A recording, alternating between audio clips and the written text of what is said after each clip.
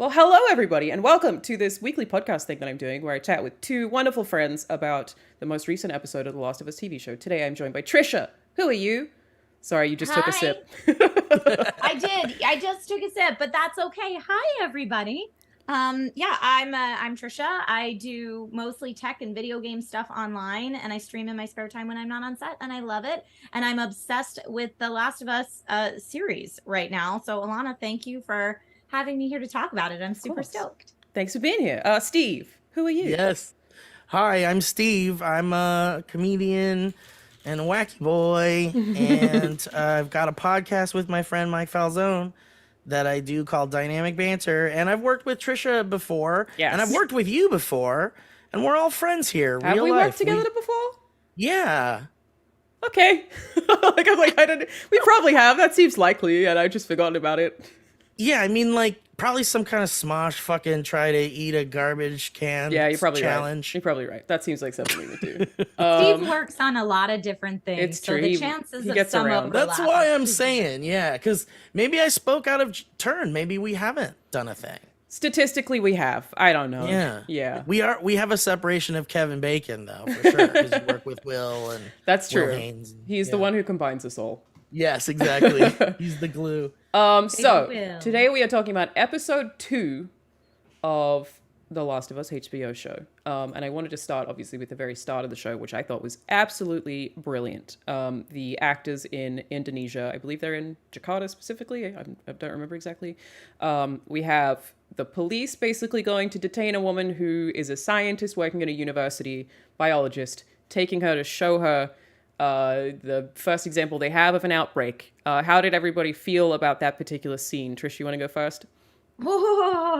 It was so scary. I knew. Okay, so I right away when they got her, I was like, "Oh, she's not in trouble. She's an expert in something," which they quickly confirmed in the vehicle The glasses. during transport. But yeah, it was so wild. I mean, the scene where she's doing the autopsy. I don't know about you guys, but I was like, "Oh, it's gonna come to light. Like it's gonna turn into a I runner right know, there yeah. and just eat her through." Like especially when she put her fingers in the mouth, I was like, "It's just gonna chomp on the glove." But I was like, "No, bullet in the head. We should be good." Because from what we know of the lore in both the series and the game, the fungus can't live, or it needs a live host, right? So the fungus can't stay alive in a dead body. Yeah. But yeah, then when like the new thing they're doing with the fungus coming out of the mouth is just terrifying. But also that scene confirmed a major theory about the origins of the fungus. But I will not get into that because I want to hear what Steve thought of it. Yeah, before we jump into that. I loved the opening of this episode. It feels like Chernobyl, Funny that. kind of, right? Because it is the creator, right? Or Yeah.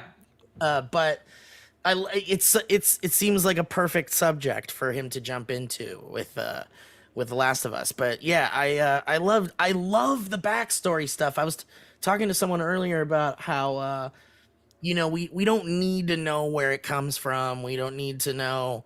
The game kind of gave us little hints or whatever, but we never really found out where it started because it's not important. And I was talking to someone who felt strongly about that being, part of the show too, but they were kind of upset that we're kind of seeing the origins of it, sort of. But I like it. I like it in this case because they're doing it in an elegant way, not really like a fan servicey, like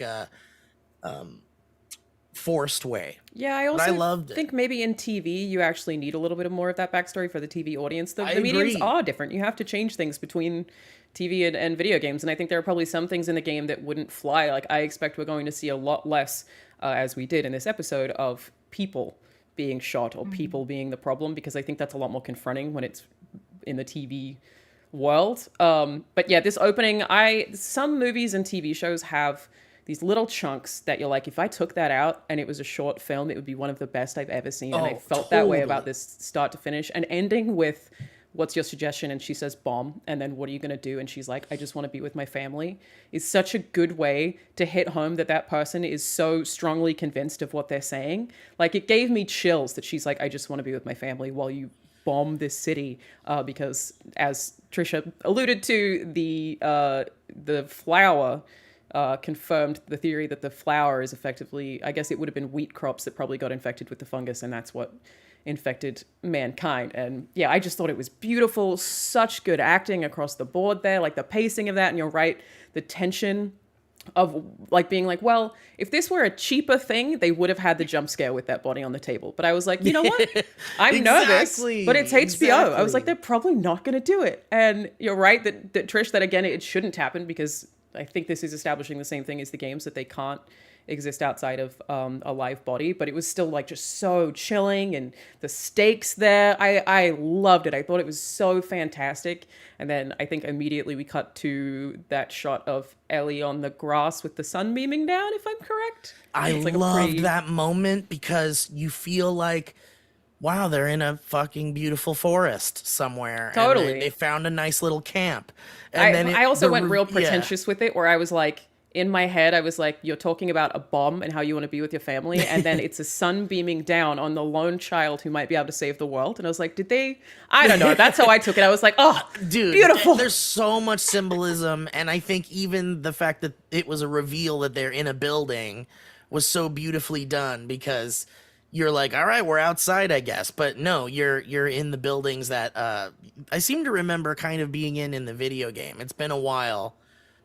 But I feel like we went into that museum for sure. Oh, as soon as they mentioned the museum, I was like, is it happening? Is it going to happen now? Oh. Yeah, both the museum and the hotel. And I feel like, much like in the first episode, there were some side-by-side shots taken directly out of the game from the lighting. There was one shot that I haven't looked to see if it was exactly in the game, but there was a shot where Tess is looking back at Ellie after Joel has already left that building. And Ellie's still in the building right after the whole chicken sandwich thing, which was hilarious. Yeah. Okay, but how did the chicken not go off? Right, does she have ice packs? That was over a day old. Yeah, she's eating. I mean, I feel like in this post-apocalypse, you're like, you take what you can get. If the chicken can last a little longer, because when are you going to get chicken again? But if it makes you shit yourself, Steve. I know, that's the last thing you want in a world where you can't just go to the CVS and get Pepto-Bismol, is have the shits. What do you do? Do they have Pepto-Bismol? I don't know. No, Sorry, I don't think they do. I cut you off for a really stupid point there, Trish. Please continue. That's true as well. I thought this, as a mom that packs lunches now, I was like, where's the ice pack? You can't pack chicken. But at the same time, understood Joel and Tessa's, being a little jealous of the chicken. Definitely. When they had their jerky. But it was just, there were some really beautiful shots that I did feel like were lifted right out of the game. And I know we'll get to it in a bit, but particularly when we get to the hotel, I was like, this is an exact recreation almost.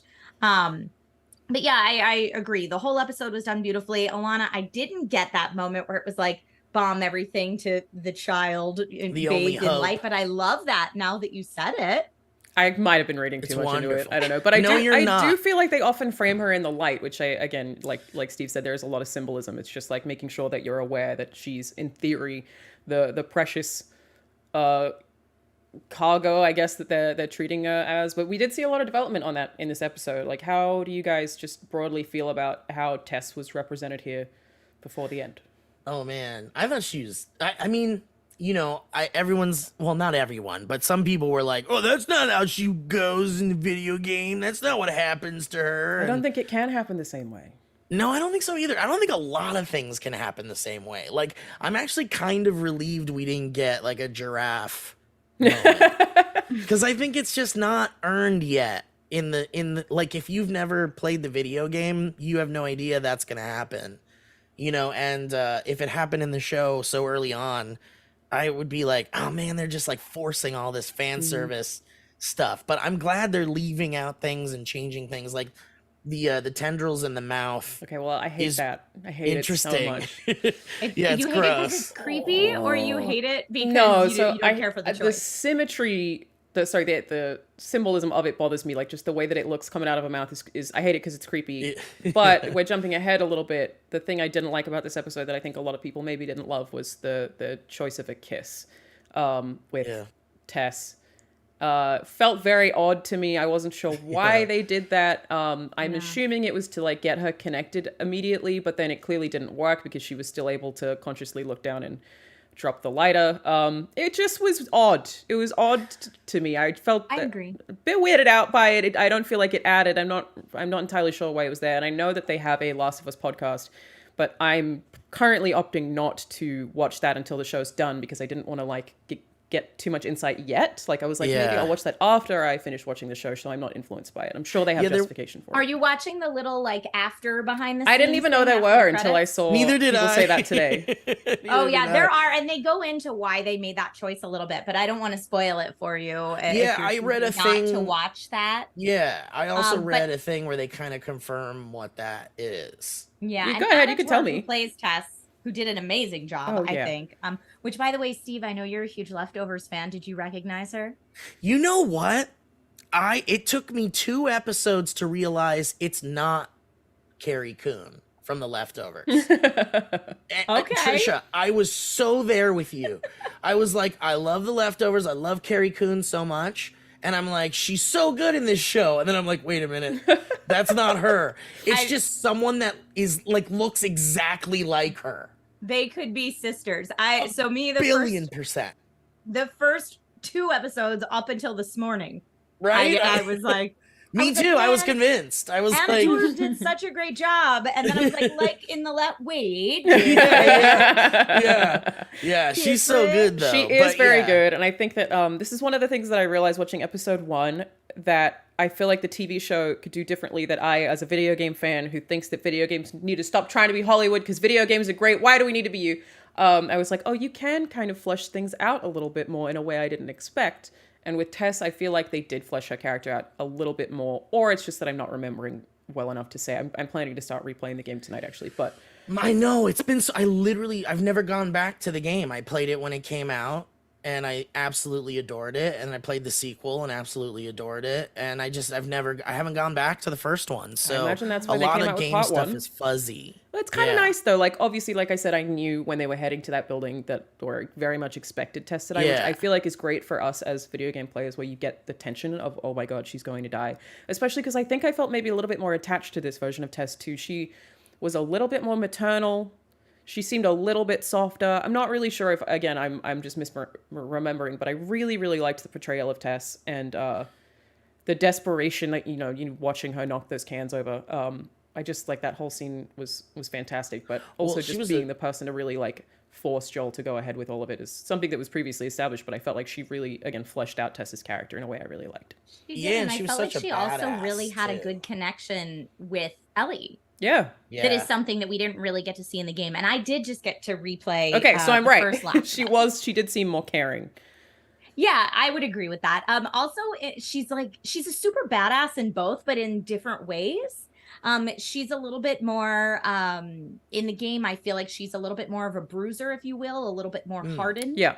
And even though Tess in the series is still very hardened, we see, like you said, like that more maternal kind of instinct, that more she does have hope for humanity come out when she finds out what Ellie could mean for humanity. Yeah. And I thought that was portrayed really beautifully. Yeah. But yeah, I just got to replay the game because my husband is not much of a gamer. And I knew that the Last of Us series was being made. And I was like, oh, babe, you got to play this game before the series comes out. So I watched him play through it start to finish just recently to like relive it for myself. So a lot of the stuff is very similar, but then added to in beautiful ways, like Tess's character, like we're talking about. It doesn't feel like a huge deviation, but an addition to me, at least in so far. I actually I feel like there was only one moment with the Tess Ellie thing that felt kind of like unnatural to me. The way that Ellie reacted. Oh my god, I think you're gonna say the same thing that I having to leave Tess there. Okay, like not the same thing. It seemed really like she was like freaking out that they had to leave her there. Like, no, we can't leave her there. I did out loud say, you just met her. Yeah. Not only did you just meet her, she was like, you know, there was a moment when they're having their back and forth before the chicken sandwich, and Joel is pointing his gun at Ellie, and Ellie's being like a smart ass, and then Tess says, did you notice that he was gonna kill you? He like wanted to kill you a second ago or something. Like she's like not behaving like you know, and then right after that, she says, I'm going to treat you like an adult. I'm going to talk to you like an adult. And so she's like treating her like an adult the entire time, it feels like. So it's like she's not, I feel like they aren't getting like a natural connection in the show. Like she's this kind of like, you know, she's a protector to Ellie. She knows that. But other than that, it didn't feel like they got to know each other well enough for her to be like, no, we can't leave her there. It felt like way too much. I said the same thing out loud, and the way that I was able to justify it, which I agree, it doesn't come across like they're like good friends or anything, No. was that in theory, Ellie up to this point hasn't seen that happen to somebody. I don't know, but that's what I kind of assumed, was that Ellie has not been in a situation before of having to leave another human behind, which is a horrific thing to do rather than it being personal about Tess. And that's the thing that I love about this that like I'm reappreciating is like all of the stuff that you get to see Ellie see for the first time and not have context of, like asking about hotels. I think that like that's so well done and done without exposition. And I just, that's what I imagined that was, again, I made a joke about it when it happened, but I was like, I feel like that's, we can't leave a human behind. Oh my God, this is scary. Rather than, no, Tess, you were so kind to me. Yeah, I guess it feels like we've got a version of Ellie that's like seen a lot of shit by this point. Like probably she's old enough that she's seen like some pretty terrible shit out there. So it felt like this is kind of par for the course in a nightmare world where you sometimes have to leave people behind, you know? It's true. I would think in addition to it being so awful to leave someone behind, she has no connection at this point with Joel, right? Like her connection of the people that were taking her through seemed like it was primarily with Tess. And Tess did just say like, Joel's totally willing to shoot you, by the way. Yeah. So I kind of felt like that moment of like, no, not Tess. She's was stuck like, with him. Now I'm stuck with him. Yeah, it's true. There are people in chat saying, what about Left Behind? And I guess Left Behind is that stuff certainly does happen. But I think that I wasn't sure necessarily if Left Behind was canon. I know that Marlene mentions Riley, I think in episode 1, but like I know it's canon for the games. I didn't know if it had happened in the TV show. Yeah, that's universe. a good point. We don't know if that's canonical in the show. No world. idea. It looks like they might go there. It's looking like they might go Because if they do, then that kind of would make sense from a character perspective of her losing more people around her that she's developing kind of a relationship PTSD with. type thing. Yeah. Yeah. So outside of like Tess's character, another thing that I felt like we saw a lot of in this episode that I just loved was the outdoor environments. Like, you know, the first time they walk out and you see that toppled building and you also kind of see it from Ellie's perspective, they look so good. Like, I can kind of recognize that it's CG, but I can't recognize that well where it starts and where it ends. I just feel like the world almost, in some cases, like you said, Trish, how you can see things side by side. I feel like the world has a lot of that, where you see it side by side, like of that particular sequence. You'd probably look identical in the game. It's just so goddamn good looking. Like, it's beautiful, the attention to detail, like all of the sets, the interiors. I was just blown away by seeing more of the outside world this time and just how goddamn pretty and terrifying it looks. Yeah, and the clickers all like on the ground, like wiggling around out there. Like that was like a terrifying thing to see. Like I don't remember them looking like that in the game ever. Like where they're like all swarmed and wiggling on the ground like that. That's the thing, right? Yeah. Now they're a swarm. Like, yeah, now they're all connected, which is another new thing, that like they're all connected, and if there's a fresh spore in the ground, they can like use it as like a telephone, basically, to like, yo, we're in trouble. I imagine that's their answer to there not being spores, right? Without the spores, you have to have like just a kind of different expression of how everything travels. And I looked up actual cordyceps this morning, which I imagine Google searches for that have gone way up, just because I was curious about how it works. And I guess it's a fungus that usually does infect insects, and like if you see images, it does kind of do the same thing. The creepiest one that I saw was a tarantula that was affected by it, but they they basically overtake a host body, force it to go somewhere warmer so that they can thrive, and then they'll kill it and then let spores out. So spores actually are a part of how it works. So I was like, well, they had to take that out of the show for a bunch of reasons that I think most people understand. That's obviously the biggest departure from the games, but I feel like taking the spores out makes sense, right? Are either of you against that decision? I kind of want to talk about it because I don't let's talk about it, because I don't see a reason to not do the spore thing, because I mean, maybe we'll get like the gaseous ones that like let out the poison. I mean, remember the one that would like let out spores and you'd have to like, Floaters. Which I think they established is not real in this episode. Well, Floaters but do she not exist. like, I guess, or they're like it's a rumor or something. Yeah, or maybe Yeah, they were like I that didn't doesn't know that exist, she was saying- and then Ellie references the clickers because she's never seen one before. Yeah, And they say they don't comment. Is right. what I thought happened in that scene, at least.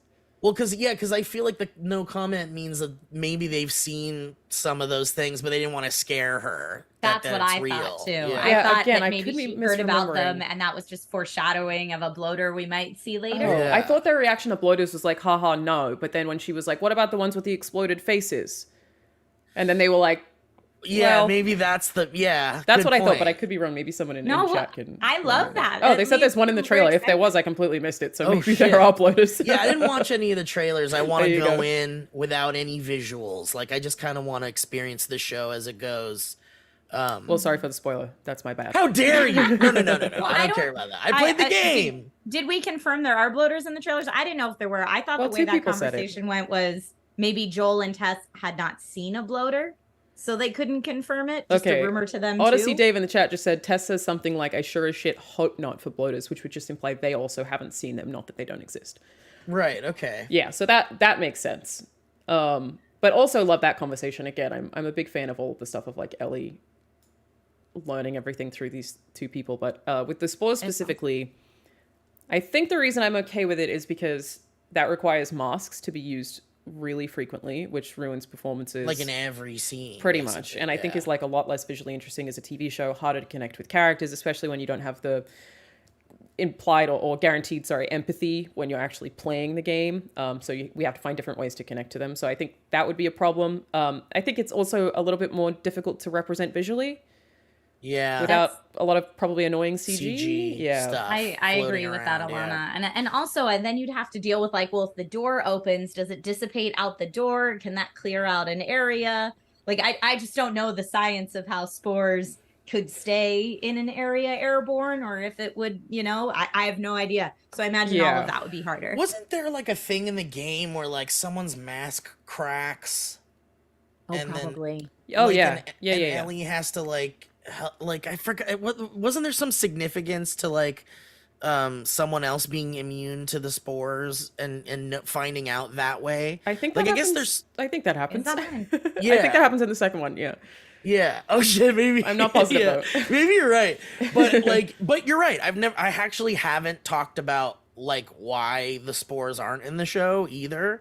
I just like the idea of it being so. I mean, it makes it scarier, right? Like I think it's Yeah. definitely scarier if it's spores, because then it's like, well, how the fuck do you stay away from the air? Essentially, like Totally. And I think to for have those masks gameplay, the it whole works time. super well. Like, Totally, it in a video really- game world, it totally works. You're right.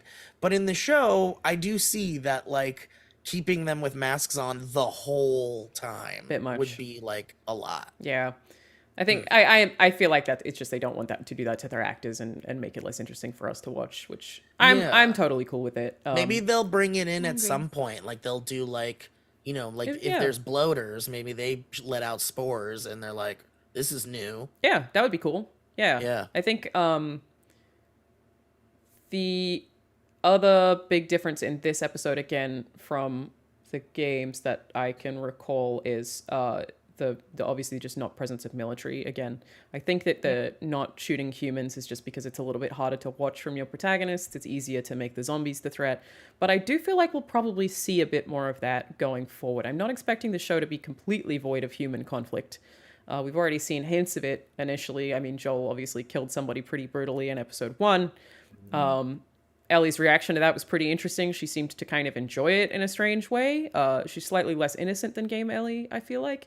So I'm expecting to see more of that, but did you guys feel like robbed in any way of, Tet's death being different or anything like that? It made sense to me that they didn't have quite so much Fedra conflict right outside as they're escaping, because in the game, right, just the genre of game it is, you're dealing with these areas you need to stealth through and take out or stealth by your opponents. And that's level after level after level. And I imagine in the series it would get really repetitive if every building they went to or every area they're going through, they're, you know, having to take out so many Fedra or so many infected. Yeah. So that was the reason I thought maybe they didn't have the Fedra conflict worked in at this point in the story. But then it's certainly, I mean, when they got to the building where we know that, you know, this is where Tess, like, where, you know, this is where they were supposed to hand off Ellie. We know it's going to happen to Tess if you played the game. I immediately thought, oh, wait, but there's been no Fedra. How are they going to do this? But with the episode being titled Infected, it made sense that that's the route they went. But I didn't feel robbed of anything. I just thought, oh, this is a, you know, different way to tell the story. We're still getting to the same end point of, you know, Tess's sacrifice, just a little different way. I don't know. How about you, Steve? Did you feel a little robbed by the way that went down? No, I think, like, you know, if it all ends up serving the same purpose for the story and for the, you know, to move the story along, then as long as it's done in a way that works, I'm cool with it, you know, like, and I think I feel that way about anything they want to change at this point. It's like, they're doing a great job so far with the story, with the dialogue, with the drama, with the timing, with the editing, the music, like, everything's so good. I'm kind of like, all right, great, I'm in their hands now. Like, if they want to change huge aspects of the game, I mean, I guess there's some things they could do to truly ruin it, but it seems like we're doing really well so far. And from people who have seen, like, other episodes, I hear it just gets better and better pretty much. So yeah, I keep hearing, like, whispers that episode 3 is, like, crazy in some way. I don't know. Like, I know when I spoke to Troy, he said, once you get to episode 3, you'll be hooked, which I found funny because the implication was that I wouldn't be hooked before then. Right, you're not already hooked. Yeah. Dude, the show's so good though. But yeah, people are like, "Ooh, episode 3 though," so I'm like extra excited to see what happens in episode 3. Yeah, give it. Yeah, that's exciting. Yeah, Alanah, did you have any thoughts on the on Fedra not being quite as present? I maintain that I think video games and TV are different mediums, and I think it's the things that they're keeping exactly the same are really just because it's the best way to do it. It's like getting memed at this point, but I do think that The Last of Us is one of the best video game stories ever told. I think it's absolutely fantastic. I wouldn't say the best. It's definitely just up there with a bunch of other great games for me. So the things that are exactly the same, they're the same because they were brilliant the first time. It's not like fan servicey and that like, oh, they said the same thing, even if we take it that way and it feels cool because it feels personal to us. But I think it's more so that the things they said were just the perfect thing to say at that time. The way the shots were just perfect at the time. There's no need to actually change any of those things. So I think that the removal of Fedra, again, makes sense. I don't think it works as well in TV. It had to be there to make the gameplay more interesting for us. Like you said, it's a combination between Nathan Draking 2,000 guys and stealthing through buildings and watching Joel shoot down a bunch of feds is certainly not as interesting to watch as it is. It just becomes an action show at that point, right? Loses a lot of tension too, I think. Yeah, and we're like doing really well developing the characters right now, and I kind of want to spend more time with that. Yeah, and I do hope that we have a lot of the human conflicts. I mean, we know some of them are coming based on some of the casting. And I think so far, having that episode mostly contained with just 3 people and being so engrossed in it the whole time, and like the realization that they didn't know that Ellie didn't know that she couldn't make a noise, and then being like, "Oh my God, shut up!" and me wanting to scream at her to be like, "Oh my God, shut up!" Like, and then Joel steps on the fucking piece of glass, and it's like, no one's safe. Yeah, anyone can make a mistake, and it's terrifying. I loved all of that, and I think you kind of lose some of the tension if you're then in the middle of a firefight afterwards too. I agree. I would agree. Also, during that part when he steps on the glass, did any of you think, I actually said out loud, I was like, throw a bottle! I swear we have to have bottle throwing. I don't think we're going to get shivs, but we got the tape. We got the like electrical tape. And it was funny that she was like, go ahead while she's doing the tape. I found that really funny. So obviously, directly related to that, this is the first episode where we had our clickers. For anyone who doesn't know, they're basically echolocating. That's how they figure out where to go and why they don't run into walls. Because I saw a bunch of TV viewers who haven't played the games be like, how don't they hit themselves? Which I thought was very funny because they basically have echolocation. I love the sound design with these. I believe it's the same voice actors as the It is. games. Shout out Misty Lee. She's No amazing. way. Oh, there you go. That's It's awesome. no way, It Trisha, sounds that's so cool. They look fantastic. Just as terrifying as ever walking through that building. Like, I had trouble playing The Last of Us when I first played it because it made me feel so tense that I would have to put the controller down and take breaks. Like, it really, the tension, because it's not just horror, it's tension. And the fact that the show encapsulated that in some of the same moments that I felt that in the game was like, wow, it's so tense. Well, and then when they're running at like in the game, when they like pick up speed and they start taking off after you, like I thought they captured that in the show perfectly. Yeah, Like, I think it was really those well moments when directed they there. start to, so good. It really well done. Yeah, the only thing that it's got to got be me, a horror show too, right? Like you can't avoid it. totally. Yeah, I mean it's a terrifying world. The only thing that got me was Tess did not get ripped apart. Yeah, well, because so the thing that the creators said about the tendril things is that that is how they're like how they infect other people is with that, like the tendrils. So if the tendrils make contact with you, you're screwed essentially. So the clickers just aren't as aggressive, I guess. They're not I like guess, yeah. ripping people to shreds. Yeah, well, they were talking. There was an interview where they talked about the aggressiveness too. That and was how for some the kiss at the end, though. Yeah. Which was with a runner, I believe. But yeah, they were talking about, why do we assume that the infection and the spread of the fungus has to be violent? Is it only violent if people resist? Right. Which is kind of how they were talking about the kiss at the end. But yeah, Alanah, to your point, I mean, clickers are very violent in the game, and you do get ripped to shreds if you don't hit all the right buttons in just the right order. So that is interesting that's, and I can't remember in the game if she gets bit in that scene. Because I mean, they have this scene right before where they where the federal soldiers come by and both Joel and Tess get a green, not infected. So it has to happen between then and there. So I assumed it happened in that clicker encounter. But yes, you're absolutely right. That I figured it probably would have. I think it was the museum, right? Yeah, the the one before it. I think that. Yeah, no, it was the museum. I think it had to be that because I don't think she's had any other encounter with them. And again, we do see several clicker interactions there. They get away. Certainly, I wouldn't have if I had done that stuff in the video game. There's no way I was making it out of that building alive. But you gotta change the stakes a little. So it was just an interesting change that I think maybe like the tension's still there of them needing to be quiet, but maybe makes the clickers slightly less scary. Not that losing your life isn't scary, but like I was just so scared of them. Maybe Tess had a shiv and we just didn't see it. It was off camera. So she got bit and then took it out. Secret shiv. Yeah. She was going through those drawers. We just didn't see it happen. But it definitely is like making you remember playing the game and how intense the game was and how like I really didn't expect the game to be as terrifying as it ended up being. Oh yeah, because you're like, well, this is just gonna be like we're gonna fight zombies or whatever, but it can't be like also a super scary game, right?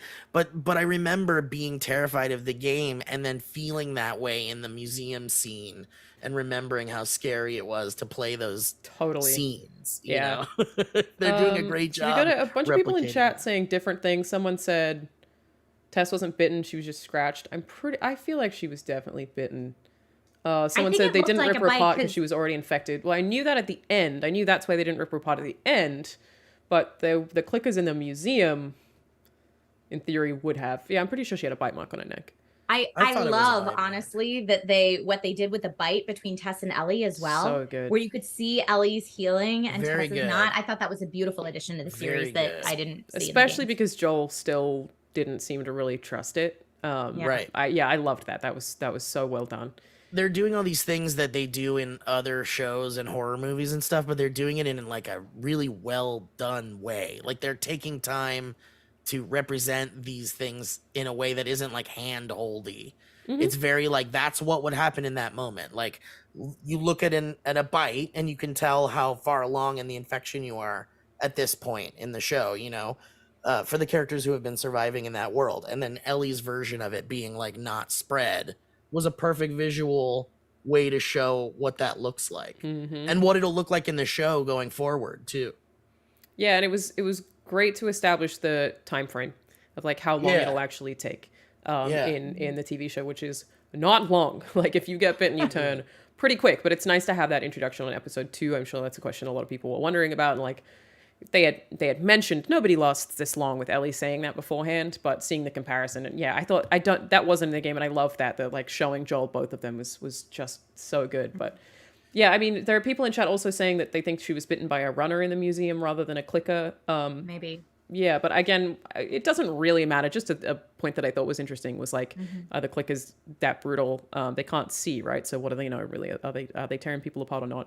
It doesn't really matter because ultimately I thought those scenes were still very good and they were still really scary, and that whole action scene, just on my toes, on the edge of the seat, whatever the quote is that they say, on the seat of my toes. White knuckle Yes, that's seat exactly of your what it was. toes.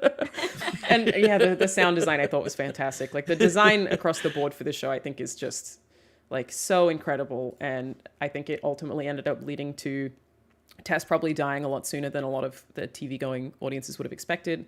But like even knowing that it was coming, to me, it felt like probably like one of the most impactful TV deaths I think I've seen in ages. Like, Yeah, I mean, was especially brutal. because she was such a good character. They developed her very well in the show, and you're like, well, it seems like her and Joel are like a perfect team. yeah.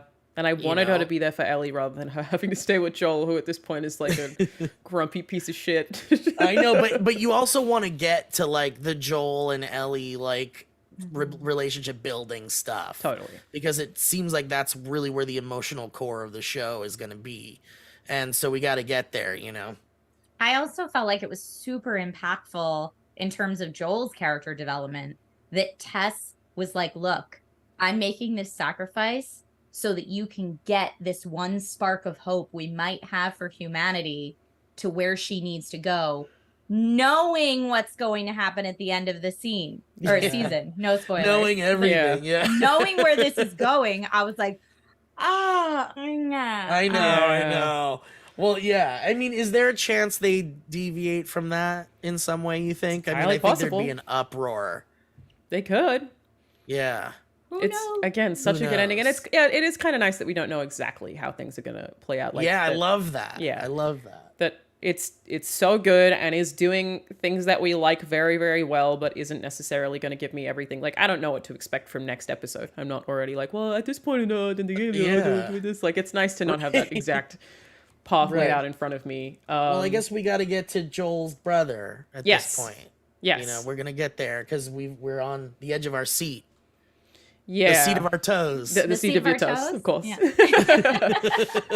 And yeah, again, ending with that kiss, which you kind of already touched on. Like, I just thought it was so gross and felt a little bit weird about it. I think what it did do well is a very good job of trying to make them creepy and disgusting in a way that you don't often see with zombies.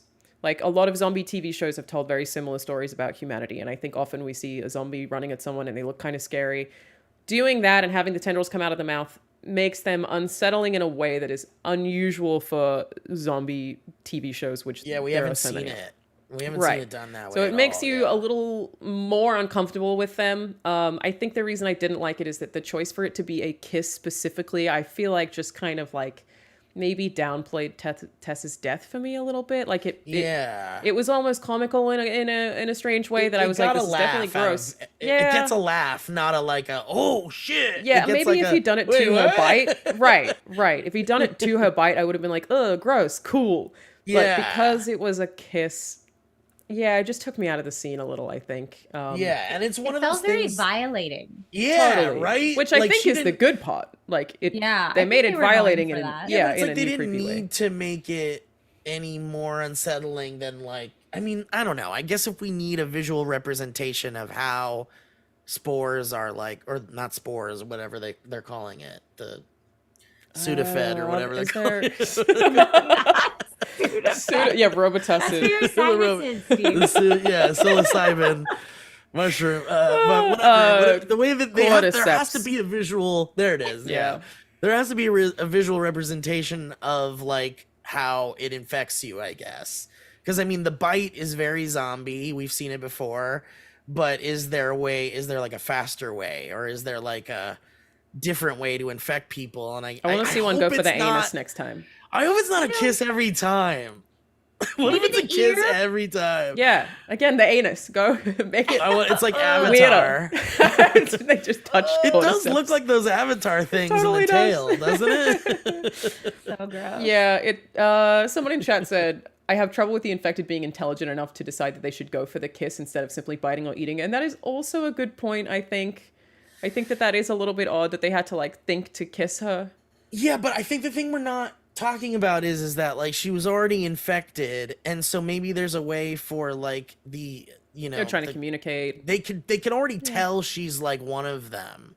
So maybe it's like, let's just get this over with. Yeah, and get you in that's that for sure what it network. was. Yeah, and it's Right? also, I guess this fungus kind of stuff isn't that dumb. Like I said, the actual fungus that it's based on does know to fly the host somewhere warm so that it can thrive. Like they do Yeah. overtake your brain. It's just that the brain only has the goal of survival, which in this case is like adding to the network. That's why when the sun was like going over them on the ground, they were like reacting. They were wiggling to the sun. Oh yeah, I did think that. you that notice was, that? Yeah, that was strange too. But very creepy. Creepy. Yeah. energy. So yeah, they need the heat Heating and up. they need the sun or whatever. Also, earlier you guys were talking about the theory that the infection started in wheat or like flour or something. Yeah. And some people were talking about how in the first episode, Joel refuses to eat a Right. biscuit. Yes, and they didn't eat eggs make instead. pancakes. Yes. They And never make the pancakes. Yeah. He doesn't get his birthday cake, and Ellie or Sarah Yeah. refuses the biscuits at the neighbor's house. Yeah, so are they saying that like that's how it spread? Yep. Like it spread through just literally flour? Yep. That's crazy. Mhm. I love it. I love it. Yeah, I even saw people like be like, that doesn't make sense when you cook the flour, when you cooked the biscuit, shouldn't it have died? And because I was like, let me look into this. Yeah. The answer is no. If there's fungi in a lot of things and you bake it or whatever, generally still like 20% of it will be able to survive. Isn't that how yeast works? Yeah, that's exactly how yeast Wow. works. So like we could still get yeast infections. That's still a thing that happens to humans that's basically based on the same premise. Like unless you put something in a microwave, which kills everything, I'm pretty sure. Whoa, okay. If you're baking... So they could put everyone in a microwave in this show. Well, they tried with the bombs. That's true. That's true. Oh. The containment. I mean that, yeah. Which again, I also love that the timing of that, of going past that bomb crater and talking about how they tried to bomb everything, and the way that they're giving us the exposition, I think, is fantastic. Like I Yeah. just think it's so well done. I love the pacing of this episode too. Again, the fact that it's like a journey of three people. Yeah, I did really, really enjoy this episode. And the one performance thing that I didn't love, that stood out to me, is the only performance thing that I didn't like this whole show so far that no one else has mentioned, so it could just be me, was just the way that Ellie like put a hand on her head and then made a comment that was like, they told me not to tell anyone, and then I'm telling the first people that I meet. That's the only time that I've been like, I just didn't really buy that performance. Like that to Yeah. me just felt a little bit odd. And I think, and this is like, I'm so sure that this issue that I'm having has come from me reading so many comments of other people saying it, so it made me hyper aware this episode, unfortunately, is Ellie swearing almost every sentence. This episode stood out to me a little, but again, I think that that's just because I'd seen other people do it or comment on it, so then I noticed Yeah. it more. Swearing is totally normal. Who cares in this world? I swear all the time, but the frequency of it, I just kept noticing for some reason this time is like something that's like, do you have to say fucking fabulous? Could you not say, yeah, I'm good? Like, it's a lot of Yeah. attitude. But again, I that's a really minor thing that I think might have been influenced by the greater internet, unfortunately. How do Yeah, you I mean, feel about Bella yeah. Ramsey's Ellie so far in general? Mm-hmm. I really, really like Bella Ramsey. I think she's definitely like spunky, haughty. I really like her performance. Definitely doesn't seem to have as much innocence as Game Ellie, which I think is fine so far, but is going to be a little bit interesting going forward when, we have to have Joel really kick into kind of father mode, when he has to become a big fatherly figure. You kind of need to have a little girl who needs that, whereas she's not acting like someone who needs that at all. So so far, love it, but I'm hoping that we like see her break at some point, see a little bit more softness at some point. Like everything that's happening thus far, I buy, and I love the casting for absolutely everybody. I think they're all amazing. Such good performances. It's so good. But I hope to see like at some point a little bit more innocence somewhere, so that we can like justify the need to want to help her. Because that has to be the whole crux of the story. But we have a lot of episodes to go to get there. How about you? Yeah, that's another one of those like where I feel like I trust the showrunners and I trust where they're going with it. And you know, if they want to portray Ellie as like a little bit more of a firecracker, that's cool. I mean, you know, it is a little bit like, come on. I mean, she's a kid. Like she like why, you know, she isn't really behaving like a kid at all. I think she kind of can't though. Like I kind of get the impression of like she's very important in this world, right? And she's around hardened adults, so I think she's just trying to act like an adult, to act like she's got it together. That's what I'm thinking too. So like I'm thinking they're giving her this really hard exterior, but we're gonna get the emotional breakdown with the Joel and Ellie connection stuff, and then we'll see. Yeah. That Well, and also she's an orphan. Yeah. And she's an orphan who's been raised in this apocalypse. Yeah. So that also, I feel shit. like, would make her way more hardened than kids that we would be. But it might be a facade, and we'll get more of that dramatic, that more emotional, you know, because she's a kid. I think we need to remember there needs to be like, you know, it raises the stakes that it's a kid, you know, truly, because... And the fact that she's so important is already enough to make the stakes up there. But, you know, once we get the father-daughter dynamic, I think that's when we'll start to see that stuff. I just can't read her Ellie well yet. Yeah, no, I think like Bella Ramsey is an amazing actress, and I loved her in Game of Thrones. But to me, I've spent so much time with Game Ellie that it's a little tricky for me right now. I need to spend more time with her Ellie. To really, I think, feel close to her. And if again, you will. have that I mean, struggle. At this point, she's not letting anyone close to her. So I think we're feeling exactly what we're meant to be feeling. Yeah, I think you're probably right. And again, because you're in the game, you're the one who's looking after her. You are doing those actions, so you yourself are creating that bond as well.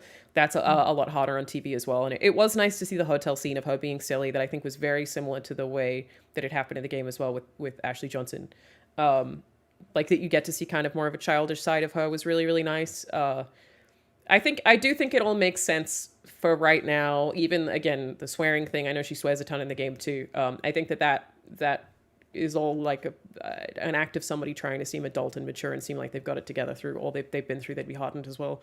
I just they've definitely got a different approach, that they have to have a different approach to make us have a ton of empathy when they don't have the benefit of us looking after her because we're not playing it. So I think you're probably right. Not currently concerned about that, more like excited to see how they do it and where it goes. We got a lot of episodes left. Because I mean, we have played the game, so like we kind of like are expecting certain beats and character, you know, beats. But I think we're at the mercy of the showrunners, and the show seems to kind of deviate a little from the game already. So I guess we just kind of have to like wait and see, right? Like we don't know where this thing's I'm excited by it. Me too. I'm with Alanah. I'm excited by it. I can't wait to see where that performance goes next, what they do with the character.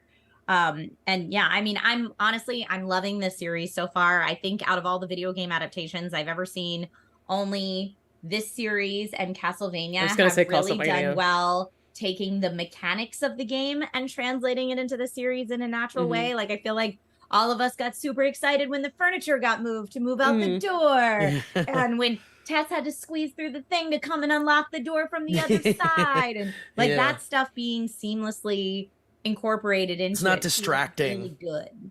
Yeah, it just works. So works. Can I ask you guys which of the episodes did you like more at this point? Did you have a preference for episode 1 or episode 2? That's a tough question. Well, Steve. I think I like the second episode better. I think I did too. But I think mostly because like I hadn't watched the first episode. It took me like a week to finally watch the first episode, and everyone was like hyping it up like this was like the most amazing pilot ever, and I was like, what, really? I mean, I love TV, and I've seen some good pilots in my day.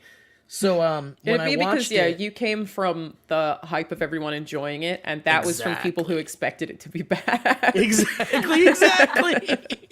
Right. And I was pleasantly surprised at how well they handled, like, even with Pedro playing Joel. Like, it's just perfect casting, like we were just talking about. Perfect casting, but I didn't think it was like the best pilot ever of anything. I felt like it was a bit rushed. Was my one thing. Yeah, it's good. It's really good. And if you've never played the game, you're in for a fucking ride, right? And you know it from the get-go. But knowing the game so well, it's like, okay, nothing's really surprising me right now. Like, this is a thing we've seen shows where a zombie apocalypse happens. Like, how are they going to bring us into this world? How are they going to develop the characters? What's going to happen? The way they did it was, I thought they did a great job, but it wasn't anything we had never really seen before. Yeah. I mean, I loved it, but I think that's all totally fair. Yeah. Yeah, I just wasn't blown away like so many people were, but I definitely enjoyed the second episode more. How about you, Trish? Oh, it's a tough call for me. The hotel scene, I know we didn't talk too much about the hotel, but having that water and having them have to go through that water just was so, like, it in both the game and in the series, it made me so uncomfortable, and I thought they did a great job with that. But for me, as an Australian, I went, oh, crocodiles. I went, oh, corpsey fungus in that water. True. Why are we in there, friends? But yeah, for me, it's, there were I would say that moment in the second episode and the impact of Tessa's death, not necessarily how it happened, but the impact of Tessa's death are both super standouts for me. But for me, if I had to pick one, I think I would say the pilot. Because it was our introduction to what this world in the series is going to look like. Yeah. And we got so much more Sarah. Yeah. Which I think is so integral to Joel's character. Yeah. And I just, as someone who's played the games, I loved getting to know Sarah that much more. I think it made the beginning so much. It was great. So much stronger and hit home. And that intro where they're just talking about, well, basically, if a fungal pandemic hits, we're all screwed. I love that it grounded it in reality for us, especially just us all coming out of a global pandemic-ish. It was weird. It made it so real and so terrifying, and it's exactly what I wanted out of the series. So yeah, for me, I would say pilot. Totally fair. I think I like 2 more. Again, I think the pilot's fantastic as well. I do really like it because I loved the opening of 2 more than I liked the opening of 1. I just thought it honestly gave me chills. The scenery really got me. And I think probably what it is actually just that the ending of episode 2 hit me harder than the ending of episode 1. And that's probably because the ending of episode 1 is something that we did all know was going to happen and didn't necessarily lead into what was next in a super interesting way. Whereas now I'm like, oh shit, it's just the 2 of them. What does that look like? And so I'm super excited for next week. Like I'm annoyed that I can't binge watch this show. I know. I felt the same way. I watched it today and I was like, man, I don't want to watch it like this. Yeah. I want to go right into the next one. Damn it. Yeah. I'll be the oddball out and say I love that they're doing the weekly release.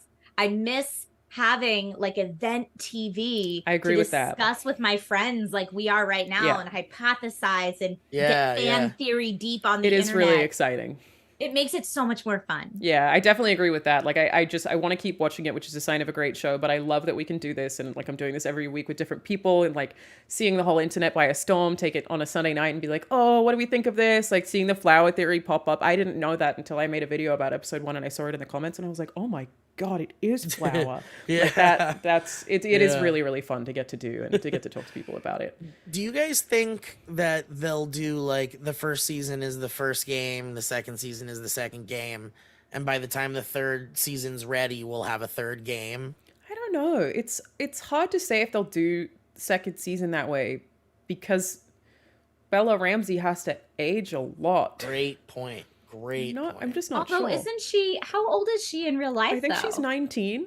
But like, I feel like when I was 19 to, I don't know, 25, I looked the same. Like, I don't think I really changed at all. Yeah. Because how old's Ellie in the second game? That's a great question. That's a great question, but she's definitely not like a little kid anymore. Oh my god, the first result that comes up is when I type in how old is Jenna Ortega. God. So Part 2. That's hilarious. Because Bella Ramsey might actually Sure. be the right age to be Ellie in the second season. I don't So know. in the I second think we just season, see a Ellie much is more 19. hardened. I think we just see a much more hardened, like grown up because of everything she's been through, Ellie, in the second game too. I mean, you can do a lot with makeup. Okay, so she's 19 and Yes. Ellie is 19 in The Last of Yes. Us. So Okay. Bella Ramsey is currently 19 playing a 14-year-old, Right. and Ellie is 19 in part 2. I mean, they might be ready to do it by the time season 2 rolls around then. I mean, also yeah. heard, and I don't know if either of you have heard this, but I had also heard that they didn't want the series to expand the story beyond what the games tell. Oh, so okay. like the series will cover the same. So I don't know if they do game 1, season 1, game 2, season 2. I don't know that there would be a season 3. It might just be done there because that's told the I story. think that's as a much great as thing we about know it working to with be. HBO. Like the fact that Watchmen was that successful and was just one season. One and done, Yeah, I dude. think that they maybe won't pressure people to make more seasons than they're ready to necessarily, but the downside of that is that they could also just remove the whole thing apparently whenever they don't want to pay Yes, royalties anymore. if they want. So All right, That's- Westworld. So Yeah. buy it on DVD when it comes out on DVD. do they I still guess. do that? I hope so. If they do, Steven's the one that has Yeah, the I will have it. Blu-rays. Go over to his house. I'll have the Blu-rays because I love it. I collect a lot of physical media like a big dumb nerd.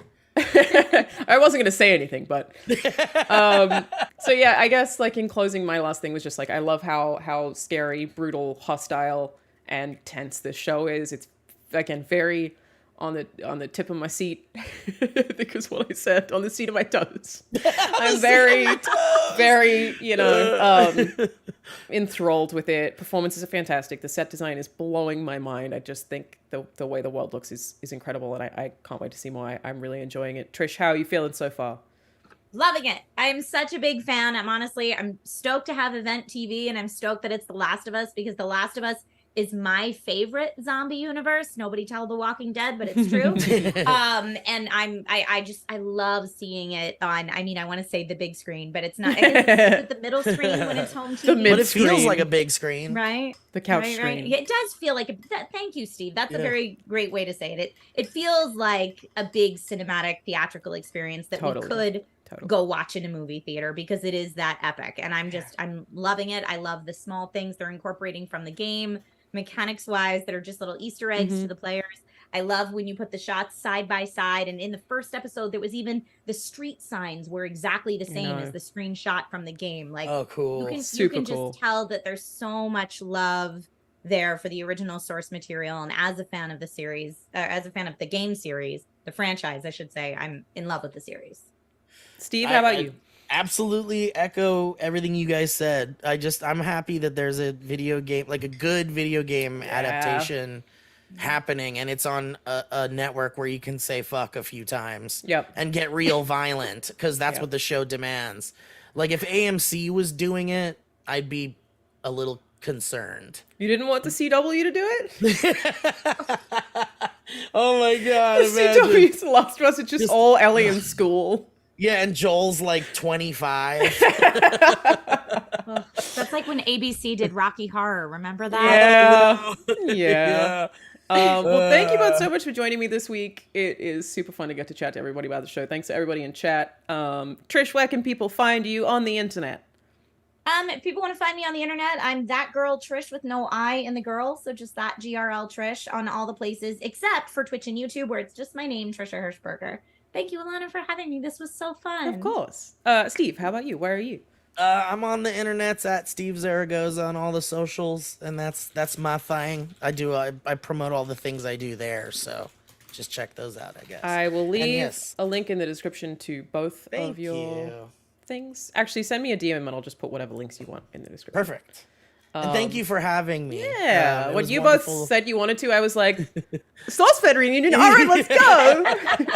Easy. Dude, and honestly, I don't get to work with Trisha too much often these days, and I love it when I get to. It was Yeah. wonderful doing this with you, Trisha. Doesn't it remind you of the days when we would review things? Yes, except for Alanah's much more prepared than you and I ever were when we reviewed things on the internet. I doubt it. I doubt it. You know, the first We time watched that it once. Steve probably half paid attention to whatever we were watching and half messed around. Yep. And then we filmed a review. Yeah. Well, it's hard not to be engrossed in this show, okay? Don't credit me, credit The Last of Agreed. Us. Now on HBO. Everybody watching, I'm going to go live on Twitch right after ending this because my plan, you guys, I'm very excited about this, is to stream the game exactly in line with the show.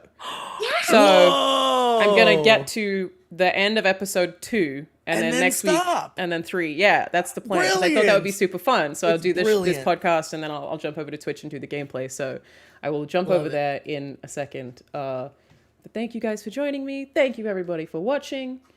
I will see you all next time.